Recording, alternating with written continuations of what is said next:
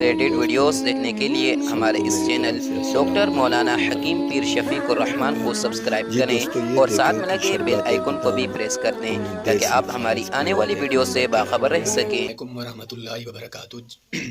جی میں امید رکھتا ہوں کہ میرے سب دوست احباب خیرت و عافیہ سے ہوں گے۔ دوستوں کہ ماشاءاللہ رمضان المبارک یہ برکت والا مہینہ، رحمت والا مہینہ اور عظمت والا مہینہ، شان والا مہینہ یہ الوداع کر کے جا رہا ہے۔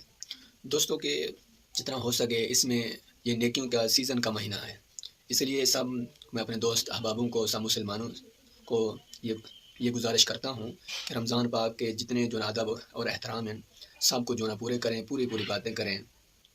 تو دوستوں کہ رمضان پاک کے آداب نا وہ بہت سی ہیں۔ تو اللہ پاک کا خود فرمان ہے کہ ماہ رمضان کی فضیلت کے بارے میں اللہ جل شانہ فرماتی ہیں کہ شہر رمضان الذی انزل فیہ القرآن ھدی للناس وبینات من الہدی والفرقان الی آخرہ۔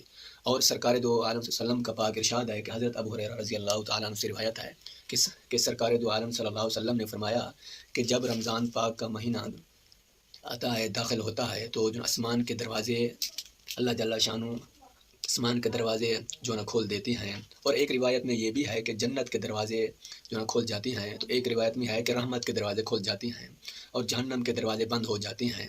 اس مہینے میں سرکار دو عالم وسلم کا پاک ارشاد یہ بھی ہے کہ شیاطین کو قید کر دیا جاتا ہے، شیاطین پابند سلاسل کر دی جاتی ہیں۔